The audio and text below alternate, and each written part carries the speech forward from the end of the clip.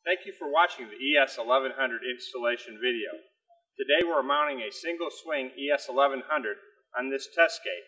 It's an aluminum gate attached to a 3x3 post. You can follow along in the manual by looking at the section number in the corner of your screen.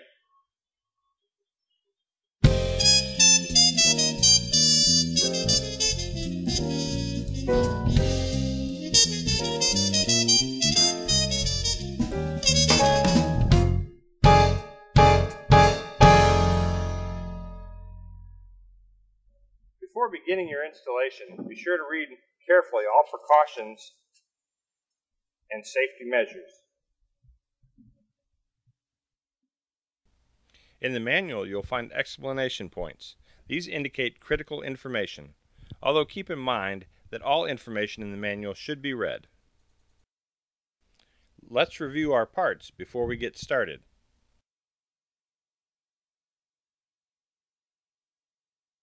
Control box, operator arm, gate mounting bracket, post mounting brackets, transmitter, receiver, manual release key, gate mounting bushing, and pivot nut package, and transformer. The tools needed are found in most homeowners' workshops. Let's review them now. You will need a level, crescent wrench, at least 4 C-clamps, 2 large enough for your post and 2 smaller ones for the gate, tape measure, screwdrivers, wire cutters and strippers, a power drill with a 1/4 inch and 3/8 inch drill bit. For diagnostic purposes, you may need a digital camera and a multimeter in case you have any questions for our helpful estate swing staff. Before we can install the ES1100, we must first charge the batteries. We suggest doing this in an indoor location. First, plug your batteries into the board. Using the 16-2 wire, attach one conductor to each of the J2 terminals on the master board.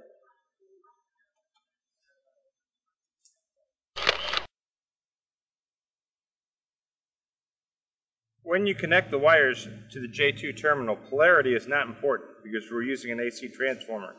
But be sure no wires are touching. If they are touching when you plug in the transformer, it will damage the transformer. Attach the other end of your wire to the transformer. Again, polarity is not important. If you have a dual estate swing, the ES1102, only charge the slave unit by hooking it up to the master unit. Never hook the transformer directly up to the slave unit on a dual system. Now the charging is done, disconnect the battery and the power source from the J2 terminal. Now we're going to mount our operator arm. We're going to first start with the post mounting bracket. First I'm going to approximate the position and clamp the bracket to the post. Then I'm going to insert the teardrop shaped bracket and just put the nut on loosely. Using the 5x5 setback card, we're going to find the correct setback for our opener. You can use either of the 2 outer holes.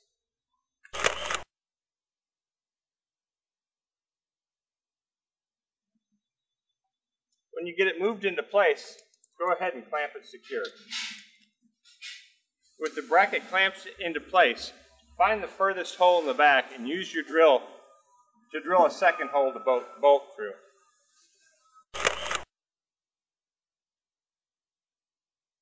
Then install the 1-inch bolt with the locking washer and nut. Our mounting bracket nuts tightened. Now we're going to set up our closed and open stop points. The closed point is always necessary.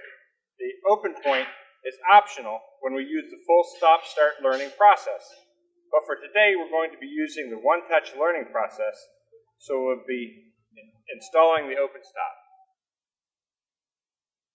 Next, we're going to position the gate mount bracket. Before we do that, we're going to first make sure the front mount bolt is all the way to the end of the arm. Use your manual key to make sure it's all the way to the end. The first step is going to be to take this black bushing and insert it into the gate mount bracket. Look inside, you'll see an alignment bump. Make sure that bump, when mounted, will be away from the post.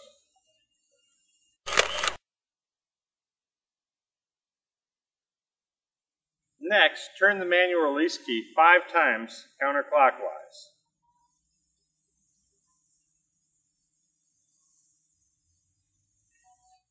This will put your front mount bolt in an unlocked position where the gate mounting bracket can freely slide in and off. Once the gate mounting bracket is on, return it to the reference position, which is at the end of the arm. Once reaching that position, turn it back exactly 3 turns. 1, 2, 3. This is the position that it needs to be in for initial mounting. Gate mounting bracket slid on. Go ahead and bolt the arm to the post mounting bracket and clamp the arm in position. Eyeball it at first, and then use a level to check it. After finishing adjustments, use your manual release key to turn back to manually open the gate. 5 complete turns.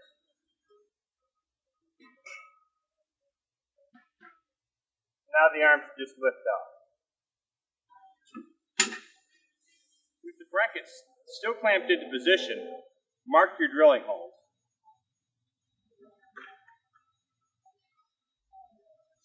And drill. After drilling, remount your brackets using the provided hardware. After the bracket bolts are tightened, reattach it to the post mounting bracket and slide the front mount bolt into the bushing.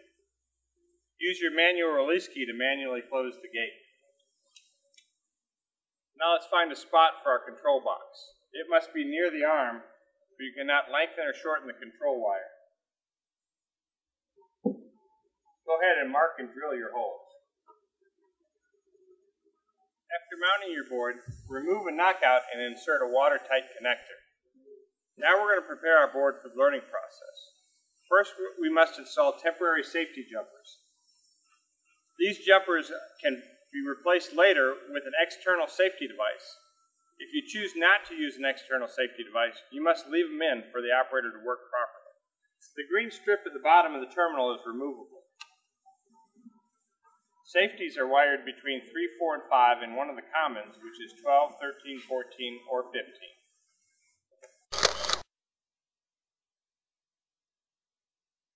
Terminal strip now wired with the safety jumper. It can be slid into place on the bottom of the terminal.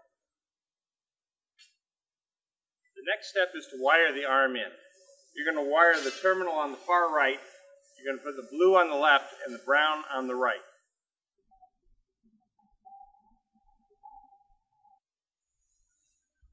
Next we're going to install the receiver.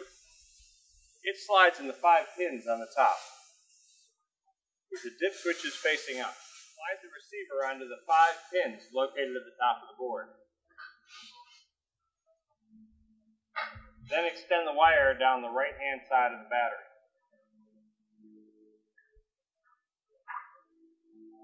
Lastly, we're going to apply power and hook up the transformer. Start out by first plugging in your battery.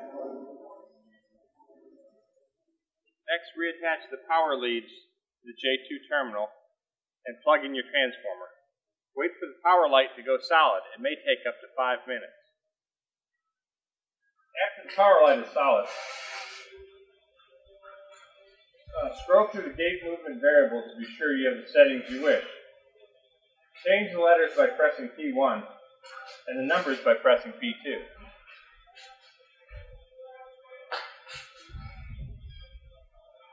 Use the chart in your manual for a guide to what each letter represents. After the last letter, press the P1 one more time.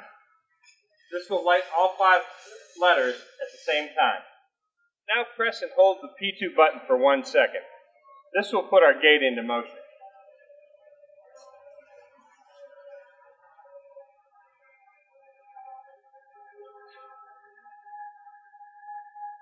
Let the gate go until it hits the fully open stop position.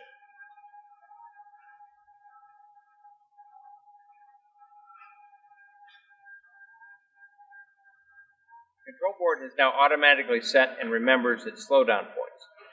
If you'd like to manually set the slowdown points, you can use the complete learning process. Your gate is now ready to use. With 1 click of your transmitter, you have access to your property. Thank you for watching the ES1100 installation video.